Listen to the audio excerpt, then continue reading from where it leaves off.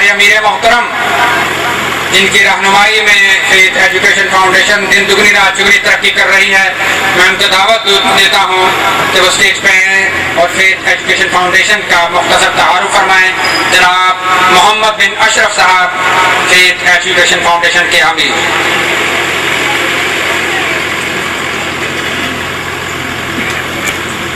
السلام علیکم ورحمۃ اللہ وبرکاتہ۔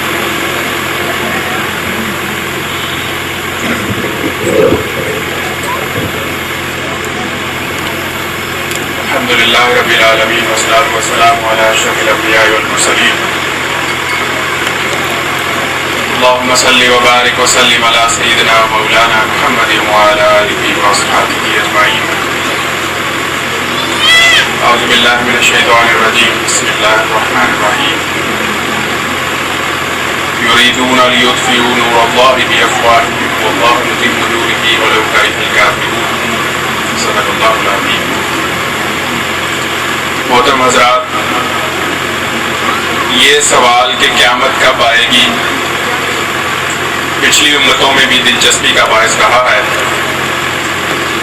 پچھلی امتوں کے لوگ بھی اپنے اپنے نبیوں سے پوچھا کرتے تھے کہ اس سارے سلسلے کا اینڈ کیا ہے، قیامت کب آئے گی۔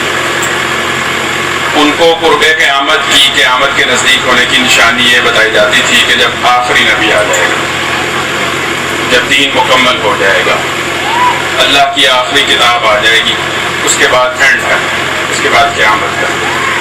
حضور اقدس علیہ الصلوۃ والسلام نے فرمایا کہ میں اور قیامت ایسے ہیں، میرے اور قیامت کے درمیان اب اور کوئی چیز نہیں۔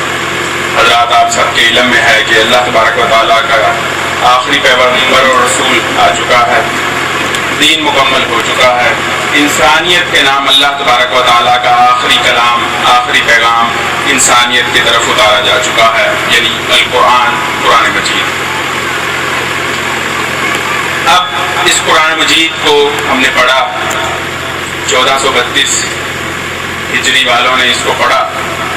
قرآن مجید میں لکھا ہوا ہے انتم العالون ان کنتم مؤمنون، تم ہی اعلیٰ ہو، تم ہی سربلند ہو، شان و شوکت تمہارا ہی مقدر ہے اگر تم مومن ہو۔ لیکن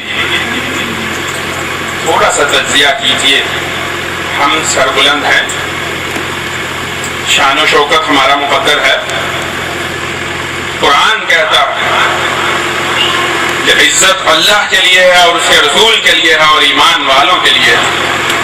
لیکن دیکھیے، کیا عزت ہمارے لیے ہے اس وقت انٹرنیشنل سینیریو میں؟ نہیں، ایسا نہیں ہے۔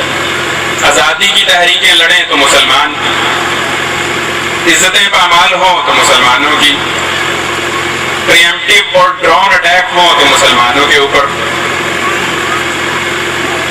انٹرنیشنل میڈیا کے اوپر مذاکرے چلیں تو اسلام کے خلاف، کبھی سکھوں کے پکڑ کے خلاف تو CNN کے اوپر کوئی مذاکرہ نہیں چلا، بدھوں کے متعلق تو کوئی ٹائم میگزین میں آرٹیکل نہیں چھپا، پارسیوں کے متعلق تو کبھی کوئی ڈیبیٹ نہیں چلی، اسلام، جہاد، پردہ، داڑھی، انہی کے متعلق ایک مہم شروع کی گئی ہے۔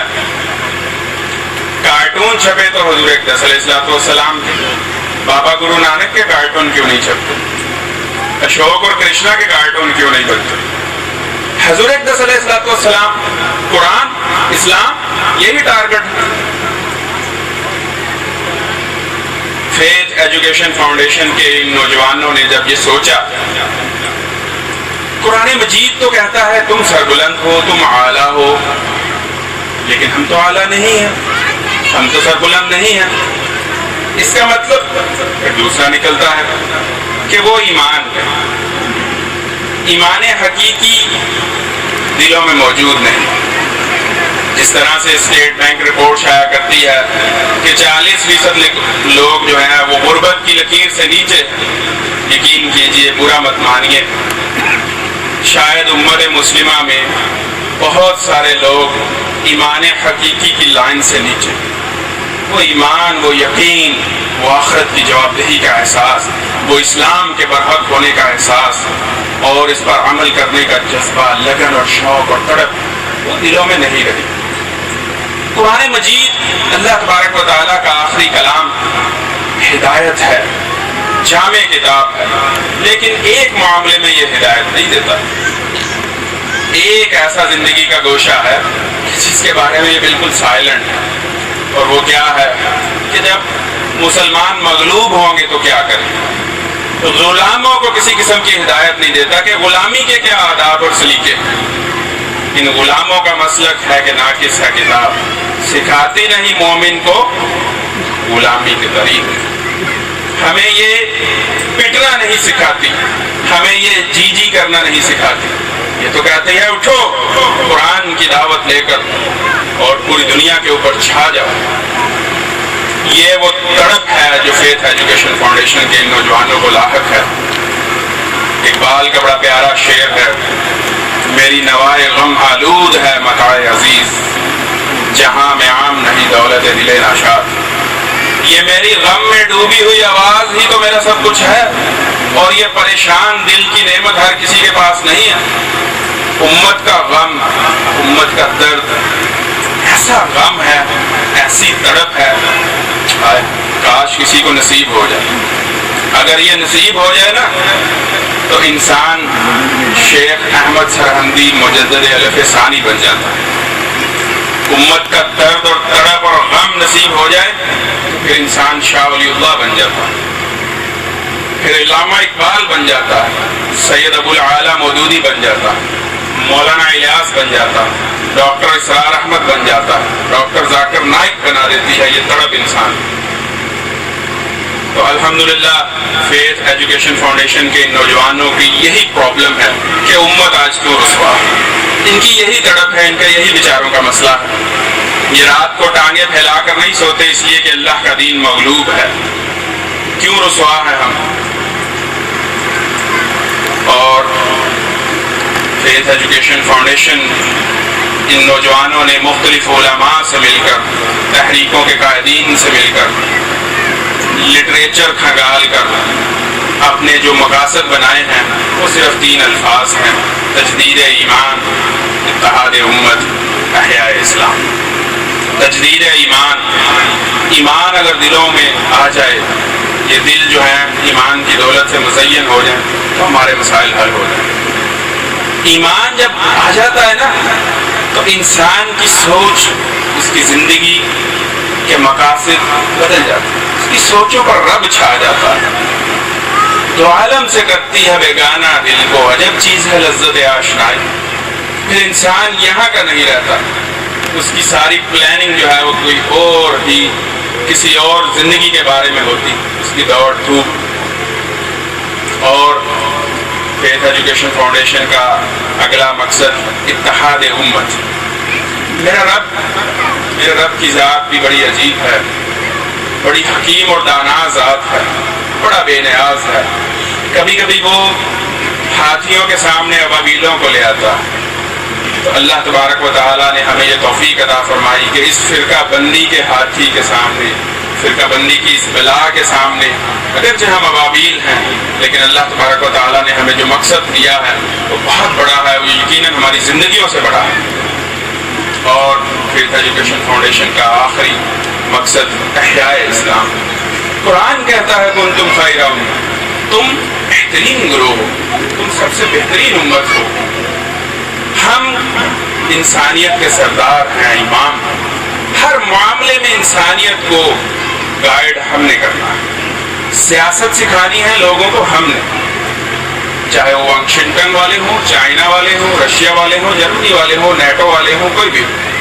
دنیا کو معاشی نظام دینا ہے تو ہم نے، اکنامک آرڈر سکھانا ہے تو ہم نے، دنیا کو تہذیب، کلچر اور ثقافت دینی ہے تو ہم نے، دنیا کو عدالتی نظام دینا ہے تو ہم نے، دنیا کو تعلیمی نظام دینا ہے تو ہم نے دنیا کو سسٹمز دینے ہیں، ہم دنیا کے لیڈر ہیں، دنیا کے امام۔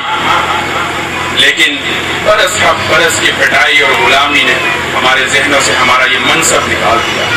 اٹھ کہ اب بس میں جہاں کا اور ہی انداز، مشرق و مغرب میں تیرے دور کا آواز۔ اللہ تبارک و تعالیٰ نے ان شاہین نوجوانوں کو یہ بصیرت عطا فرمائی ہے کہ یہ ندا لگا رہے ہیں، صدا لگا رہے ہیں، پکار لگا رہے ہیں، لوگوں خدا کے لیے اپنے منصب کو پہچانو۔ وہ کیا گردوں ہے جس کا ہے تو ایک ٹوٹا ہوا تارا۔ ہم اس دنیا کے رولر ہیں، اور جو کلمہ پڑھ لے وہ ہمارے برابر ہے، اور جو کلمہ نہیں پڑھتا اس کا مقدر یہ ہے کہ وہ اس دھرتی کے اوپر ایک خاص رنگ کا لباس پہنے۔ اس کا مقدر یہ ہے کہ ان کے حکمران خراج لے کر جب آئیں تو ان کو ان کی سواریوں سے اتار دیا جائے شہر کے باہر، اور ان کو کہا جائے کہ اب پیدل چل کے ہمارے حکمران کے پاس جا کر یہ تاوان دو، اس لیے کہ تم اللہ کو نہیں مانتے اور اس کے رسول کو نہیں مانتے۔ یہ باتیں کتنی عجیب لگ رہی ہیں، کتنی عجیب۔ وہ ایسے بھی ہو سکتا ہے، انشاءاللہ ہوگا۔ اب یہ امت جو ہے وہ انشاءاللہ اپنے احیاء کی طرف، نشت ثانیہ کی طرف بڑھ رہی ہے۔ اب نوجوان جو ہے انشاءاللہ، اگرچہ بے دینی بھی بہت بڑھ رہی ہے لیکن نوجوان اب سمجھ رہا ہے انشاءاللہ، اس قسم کی مجلسیں، اس قسم کی تحریک قرآن فہمی کی اب جا بجا امت میں بیدار ہو رہی ہے۔ اللہ تبارک و تعالیٰ سے دعا کرتا ہوں کہ اللہ تبارک و تعالیٰ اس زندگی میں، اس چھوٹی سی زندگی میں وہ دن دیکھنا نصیب فرما دے جب اسلام غالب ہو، سربلند ہو، یہ امت متحد ہو اور دل دل ایمان کی دولت سے مالا مال ہو۔ آپ سب لوگوں کی تشریف آوری کا بہت بہت شکریہ۔ استغفر اللہ لی ولکم ولسائر المسلمین والمسلمات۔ السلام علیکم۔ محمد بن اشرف بھائی